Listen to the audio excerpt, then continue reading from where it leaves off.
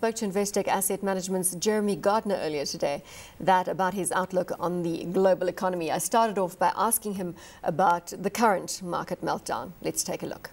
That is one of the big questions. Is this a meltdown that we're seeing at the moment, which is what we thought, or not what we thought, but what looked to be the case about a month ago when markets were collapsing 4, 5, 6% a day for a week on end, and there just seemed to be nothing stopping it. And it really did look as though it was that the world was spiraling downward. And then it does also become self-perpetuating. So you get markets being sold because they've been sold. And when you get that crisis of confidence, it is very scary. So yeah, one's got to ask, is it a meltdown or is it just a sticky patch? And I think we believe that going forward, this will be seen as a sticky patch. Let's focus on Europe for a second. We are expecting a solution to be tabled tomorrow. We've been expecting a solution for a long time, but yes, exactly, and it keeps getting delayed. Do you exactly. think that we're going to see something tangible coming out of that territory tomorrow? Well, I hope so, because we need confidence, but it's very difficult when you've got all these 17 different Eurozone nations, a lot of whom don't like each other, a lot of whom can't really speak to each other, and you've got a situation where they just are struggling to make decisions. They decide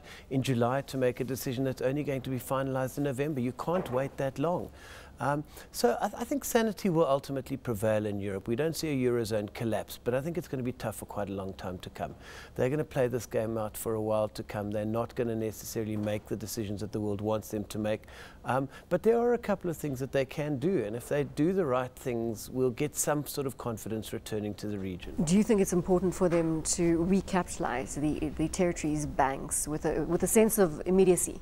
Sure. I think you've got to recapitalize that European Financial Stabilization Fund. It's got 440 billion euros in it at the moment, which sounds like a lot of money, but Spain alone is going to need 635 billion euros over the next 2 years, and that makes investors worried. Well, when you put it in context, it doesn't sound like a lot of money. You've got to get trillions into it, not billions.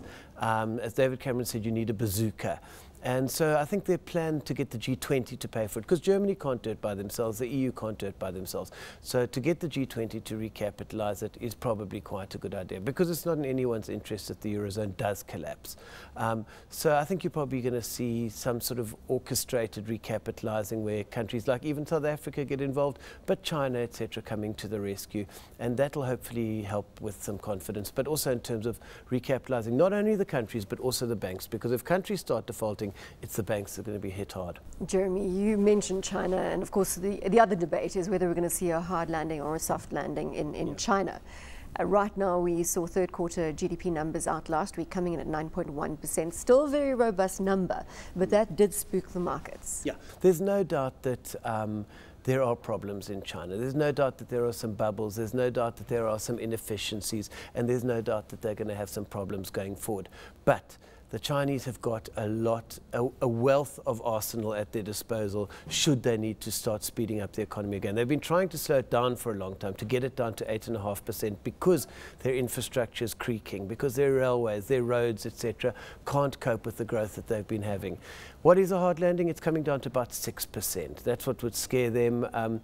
What can they do? They can raise interest rates quite significantly. They can ease credit restrictions, and they're sitting on $3 trillion and you can do of reserves, and you can do a lot of quantitative easing with $3 trillion. So ultimately you're not concerned then about a hard landing in China? Are they going to collapse? Probably unlikely. If they do, we've all got problems. How are they going to be impacted by tougher times in both Europe and the US, though? I mean, those are key export partners. They're already being impacted, but once again, they should be okay as long as you don't get a Eurozone collapse. If you get a Western world collapse, China's going to be in trouble. So they can't sustain themselves on internal consumption? It would be difficult for them to do that. If they're not, I don't think they're at that stage where they can do that yet. But certainly if there was a Western world collapse, it would hit China hard. Now, let's touch on the US. With all the focus on the Eurozone, we've pretty much forgotten about the US in terms of news flow. And the economic data on that front has been patchy, so too have been the earnings that we've seen coming to the fore. We had Goldman Sachs reporting a third quarter loss, and we saw Morgan Stanley, on the other hand, beating expectations. What is your sense of the US? Look, there's no doubt that there are great companies out there, and US companies are no longer just US companies. You know, a lot of US companies have got global reach. They've got markets, they've got businesses across the developing world. They're making a lot of money in the emerging world. They're benefiting from the growth out of the emerging world.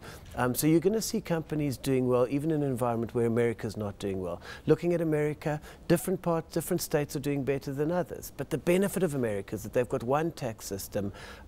They've got the Federal Reserve that makes the decisions. Americans generally think the same way, i.e. they think in the benefit of America.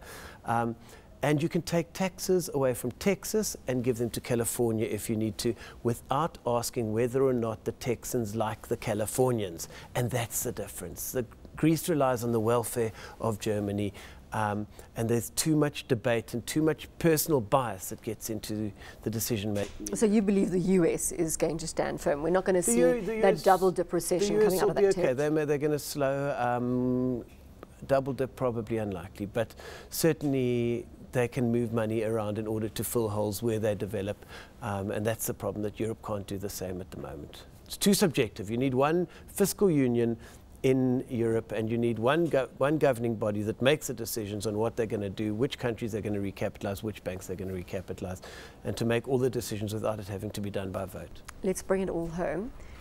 We are subject to external shocks, and at the moment we're pretty much being held hostage to international news flow. What are you advising investors in South Africa to do? Well, I think we're going to slow, but not like you're seeing across the rest of the world. Pravin Gordon came out today saying 3.15% growth for this year. We're looking probably at about 3%, probably slowing a bit to 2.8% next year. Do you think that's a slightly bullish target from the finance minister? Well, it's certainly slightly higher than us, but it'll be somewhere around there, and probably somewhere a bit slower next year. Interest rates are going to stay flat for a long time. And I think South Africa will struggle with the rest of the world, but less so. You've seen trade with China coming through very strongly for the third quarter, up something like 130% year to date, as opposed to Brazil and Australia, with their trade with China only up about 32%. So that's going to drive us. We sit nicely between the Western world and the East. So that'll help us as well. But certainly, what about concern over political stability in South Africa? In South Africa, well, I think we're more concerned about political stability in Europe at the moment. Europe appears to be leaderless. The Americans have got elections coming through next year. Britain's got a coalition that is newly together and still trying to work their way out there. Chinese leadership changes coming. I think from a stability perspective, yes, we have our issues and we need to sort out those issues. We're encouraged by what you saw coming from the President yesterday, and I think that South Africa, I think we're heading in the right direction. In terms of the stock market in South Africa, what do you make from a valuation perspective? Well, I think the important thing that we must remember is that the South African stock market has done incredibly well over the last 10 years. I mean, we've done, I don't know what the number is, you'd probably know better than me, but it's around 15 to 17% per year returns for the last 10 years. At the same time, the Americans have done nothing, 0% returns. So yes, we probably are, I think we're coming back to flat for the year now. And I think it'll probably struggle for it. I think South Africans got to accept that we're not going to get the returns that they've become accustomed to going forward. The stock market's going to be more about creating inflation, beating returns, so which is what it's your designed capital for. It's rather for protecting your wealth as opposed to creating your wealth. Yeah.